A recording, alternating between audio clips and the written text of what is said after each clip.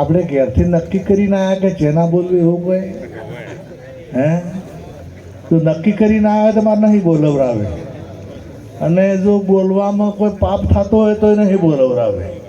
પણ દરેક સંત કહે તો આપણે વારંવાર જેનો નાદ કરો જોરદાર, બોલો કૃષ્ણ કનૈયા લાલ કી જય, નાઢારામ સાહેબનો, નારામ સાહેબનો જય, પૂજ્ય સદારામ બાપાનો જય, નિરાત મહારાજનો જય, ભાણ સાહેબનો.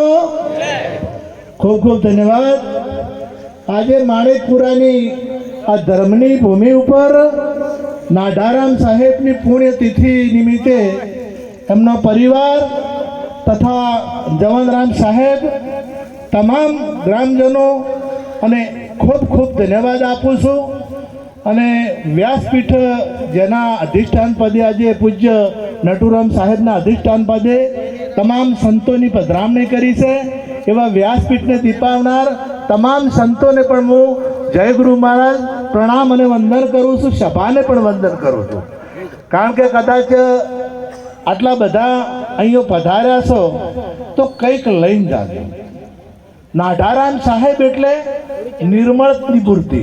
નિર્મળમાં નિર્મળ આટલામાં જો સંત હોય તો નાઢારામ સાહેબ. સેવાની મૂર્તિ અને નિર્મળતા એનામાં એટલી બધી હતી અને સેવાનો ભાવ પણ એટલો બધો હતો કે એના આપણે જો કદાચ વર્ણન કરવું હોય ને તો વર્ણન કરી શકીએ નહીં. એમના નિર્મળતા તમે જે ઓળખો છો, જે જાણો છો, એમને બધાને ખબર છે કે એમનો નિર્મળ કેટલો ભાવ હતો. એ બોલે તો વાણીમાં પણ જે એ વળોક એવો આવતો કે એ વાણીએ કોમળ લાગે, અને અમુક અમુક જો મારા જેવા બોલતા હોય તો વાગે વાગે, અને પેલા નાઢારામ સાહેબ બોલતા હોય ને તો એ ખાલી ખાલી બોલતા હોય ને તો એ મીઠું લાગે. એટલે એના અંતકરણો શુદ્ધ હતા અને પૂર્ણ સંત હતા. અને એવા સાહેબનું ખાસ દ્રષ્ટાંત, એમનું જ દ્રષ્ટાંત આજે હું કહું. સાહેબ કહેતા વારંવાર એક દ્રષ્ટાંત એ કહેતા કે પહેલાં ઘંટી દળતા, એટલે દળવા કદાચ ઘંટી ના હોય ને તો આજુબાજુના ઘેર ઘંટી દળવા જવું પડે.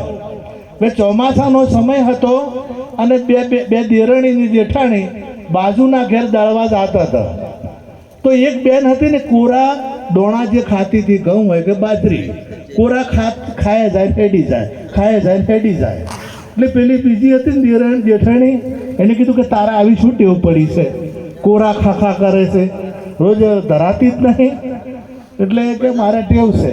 હવે એમ વાતો કરતા હતા અને પેલા વળતા દળીને આવ્યો ને એટલે વાયરો આવ્યો, વધુ આવ્યો અને મેં ચાલુ થઈ ગયો. બે ના પેલા જે થાળ હતા ને એ ઉલળીને ભય. એટલે પેલી જે ખાતી હતી ને એ હવા મોડી પડી ગઈ તોય હતી હતી. એટલે પેલી કે શું દોત કાઢી તા લોટ ઢોળ્યો તોય કે મેં તો ખાધા થોડા, અને તું તો હાવ એમનેમ છે. મારા તો જેટલા હતા ને એ થોડા ખાધા ને એટલા તો મારે રહી ગયા, પણ તારે તો બધાઈ ગયા. આપણે બધાએ જ આવા જોઈએ નહીં. જેટલા આપણા જીવનમાં ઉતર્યા, જેટલા આપણા અંતરમાં ઉતર્યા ને એ અંતરમાં ઉતર્યા એટલા હાસા, અને જો અંતરમાં નથી ઉતર્યા ને તો એ બારે બારે ઓધામ ગયા. શબ્દ ખાલી શીખવાથી, શબ્દ બોલવાથી અને શબ્દ વાપરવાથી કેવળ કલ્યાણ થતું નથી. એ શબ્દ આપણા જીવનમાં ઉતરવો જોઈએ. બે ગોળ બનાવતા ને ગોળની ફેક્ટરીમાં જ્યાં, એટલે ગોળ કઈ રીતના બને છે, એ રસ કઈ રીતના નીકળે છે અને રવા કઈ રીતના તૈયાર થાય છે, આ બધું બનતા જોયું. હવે એમાં ફોટા પાડ્યા અને પેલાને સમજાયું, બધું એ ઓભળ્યું, આ બધું ઓભળ્યું, પણ હવાદ આવે ઓભળવાથી, જોવાથી અને ગોળને ફેક્ટરી કહેવાથી આ હવાદ આવે? કોઈ દાડો એ હવાદ આવે નહીં.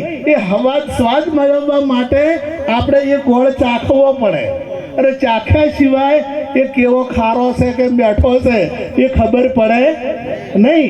એમ શબ્દો આપણા જીવનમાં ઉતરે તો એનો જે સાર છે એ સાર સમજાય, એ સિવાય સાર સમજાતો નથી. સરપંચે વાત કરી રસિકજી, મને બહુ ગમી, જોરદાર ગમી.